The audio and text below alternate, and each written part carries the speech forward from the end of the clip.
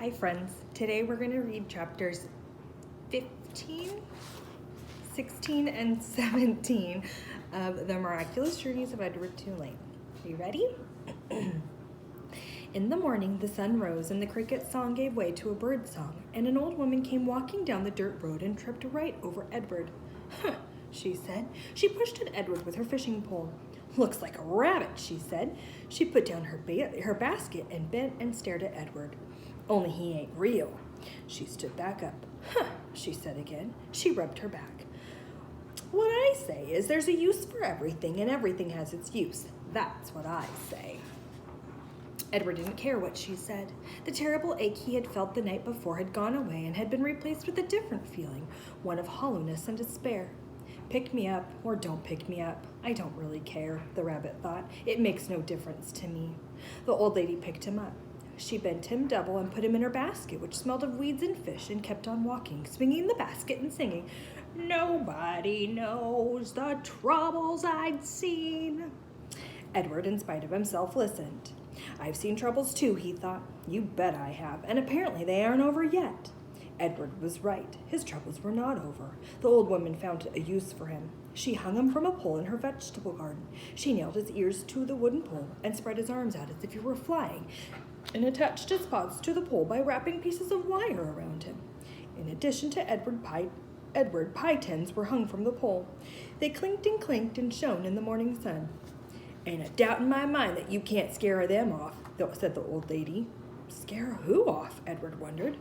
Birds, he soon discovered. Crows. They came flying at him, cawing and screeching and wheeling over his head, diving at his ears. Go on, Clyde, said the woman. She clapped her hands. You gotta act ferocious. Clyde? Edward felt a weariness so intense wash over him that he thought he might actually be able to sigh out loud. Would the world ever, never tire of calling him by the wrong name? The old woman clapped her hands again. Get to work, Clyde, she said. Scare them birds off. And then she walked away from him, out into the garden and toward her small house. The birds were insistent. They flew around his head. They tugged at the loose threads on his sweater. One large crow in particular would not leave the rabbit alone. He perched on the pole and screamed a dark message in Edward's ear. Caw, caw, caw, without ceasing. As the sun rose higher and shone meaner and brighter, Edward became somewhat dazed. He mistook the large crow for Pellegrina. Go ahead, he thought. Turn me into a warthog if you want. I don't care. I'm done with caring. Caw, caw, said the Pellegrina crow. Finally the sun set and the birds flew away. Edward hung by his ears and he looked up at the night sky. He saw the stars, but for the first time in his life, he looked at them and felt no comfort. Instead, he felt mocked. Edward on the pole.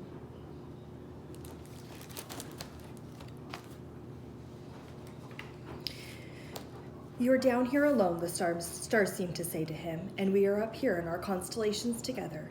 I have been loved, Edward told the stars. So, said the stars, what difference does it make when you're all alone now? Edward could think of no answer to that question. Eventually, the sky lightened and the stars disappeared one by one. The birds returned and the old woman came back to the garden. She brought a boy with her. Chapter 16. Bryce, said the old woman, get away from that rabbit. I ain't paying you to stand there and stare. Yes, ma'am, said Bryce. He wiped his nose with the back of his hand and continued to look up at Edward. The boy's eyes were brown with flecks of gold shining in them. Hey, he whispered to Edward. A crow settled on Edward's head, and the boy flapped his arms and shouted, Go on, get! And the bird spread his wings and flew away. Bryce! Shouted the old woman. Ma'am, said Bryce. Get away from that rabbit. Do your work. I ain't going to say it again. Yes, ma'am, said Bryce. He wiped his hand across his nose. I'll be back to get you, he said to Edward. The rabbit spent the day hanging by his ears, baking in the hot sun, watching the old woman and Bryce weed and hoe the garden. Whenever the woman wasn't looking, Bryce raised his hand and waved. The bird circled over Edward's head, laughing at him. What was it like to have wings, Edward wondered. If he had had wings when he was tossed overboard, he would have not sunk to the bottom of the sea. Instead, he would have flown in the opposite direction, up into the deep, bright blue sky. And when Lolly took him to the dump, he would have flown out of the garbage and followed her and landed on her head, holding on with his sharp claws. And on the train, when the man kicked him, Edward would have not fallen onto the ground. Instead, he would have risen up and sat on top of the train and laughed at the man. Caw, caw, Ha! In the late afternoon, Bryce and the old lady left the field. Bryce winked at Edward as he walked past him. One of the crows lighted on Edward's shoulder and tapped his beak at Edward's china face, reminding the rabbit that with each tap that he had no wings. Not only could he not fly, he could not move on his own at all in any way. Dust descended over the fields, and then came true dark. A whippoorwill sang out over and over again, "Whip-poor-will, whip-poor-will." It was the saddest sound Edward had ever heard. And then came another song, the hum of a harmonica. Bryce stepped out of the shadows. "Hey," he said to Edward. He wiped his nose with the back of his hand and then played another bit of the song on the harmonica. "I bet you didn't think I'd come back, but here I am. I came to save you." Too late, thought Edward, as Bryce climbed to the pole and worked the wires that were tied around his wrists. "I'm nothing but a hollow rabbit." Too late, thought Edward, as Bryce pulled the nails out of his ears. "I'm only a doll made of china."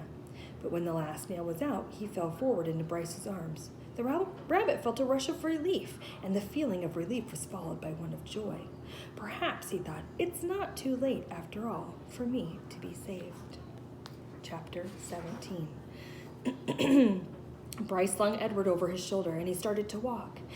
"I came to get you for Sarah Ruth," Bryce said. "You don't know Sarah Ruth. She's my sister. She's sick. She had her baby doll made out of china. She loved that baby doll, but he broke it.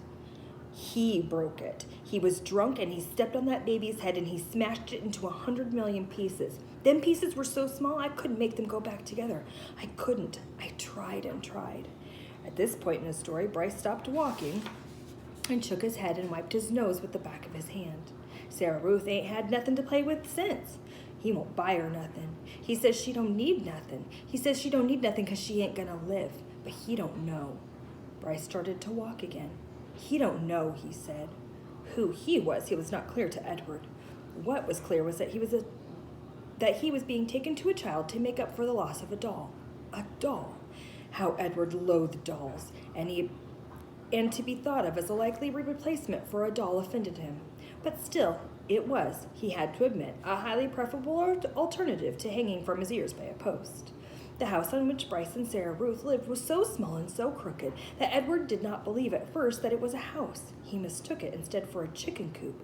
Inside, there were 2 beds and a kerosene lamp, and not much else. Bryce laid Edward on the foot of the bed, and then he lit the lamp. "Sarah," Bryce whispered. "Sarah Ruth, you gotta wake up now, honey. I brung you something."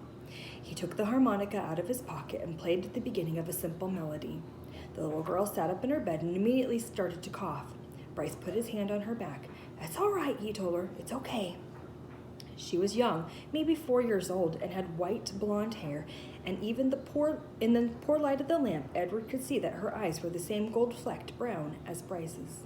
"That's right," said Bryce. "You go on ahead and cough." Sarah Ruth obliged him. She coughed and coughed and coughed. On the wall of the cabin, the kerosene light cast her trembling shadow, hunched over and small. The coughing was the saddest sound that Edward had ever heard, sadder even than the mournful call of the whippoorwill. Finally, Sarah Ruth stopped. Bryce said, "You want to see what I brung you?" Sarah Ruth nodded. "You gotta close your eyes." The girl closed her eyes. Bryce picked up Edward and held him so that he was standing straight like a soldier at the end of the bed. "All right now, you can open them." Sarah Ruth opened her eyes, and Bryce moved Edward's china legs and china arms so that it looked as if he were dancing. Sarah Ruth laughed and clapped her hands. "Rabbit," she said. "He's for you, honey," said Bryce. Sarah Ruth looked first at Edward and then at Bryce and then back at Edward again, her eyes wide and disbelieving. "He's yours." "Mine?" said Sarah Ruth. Sarah Ruth, Edward was soon to discover, rarely said anything more than a word at a time. Words, at least several of them strung together, made her cough. She limited herself. She said only what needed to be said. "Yours," said Bryce. "I got him special for you." This knowledge provoked another fit of coughing in Sarah Ruth, and she hunched over again. When the fit was done, she uncurled herself and held her arms out. "That's right," said Bryce, and he added Edward to her. "Baby," said Sarah Ruth. She rocked Edward back and forth and stared down at him and smiled. Never in his life had Edward been cradled like a baby. Abilene had not done it, nor had Nellie, and most certainly Bull had not. It was a singular sensation to be held so gently, yet so fiercely, to be stared down at with so much love. Edward felt the whole of his china body flood with warmth. "You're going to give him a name, honey?" Bryce asked.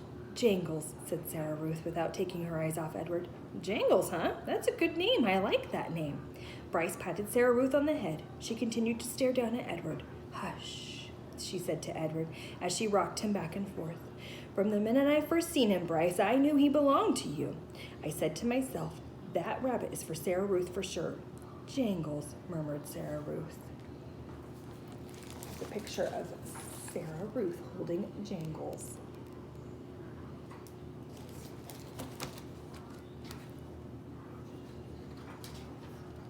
Outside the cabin, thunder cracked, and then came the sound of the rain falling on the tin roof. Sarah Ruth rocked Edward back and forth, and Bryce took out his harmonica and started play, making his song keep rhythm with the rain. All right, that's it for today.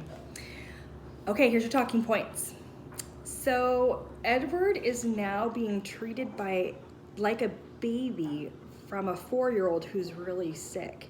And it sounds like he might not be not liking it.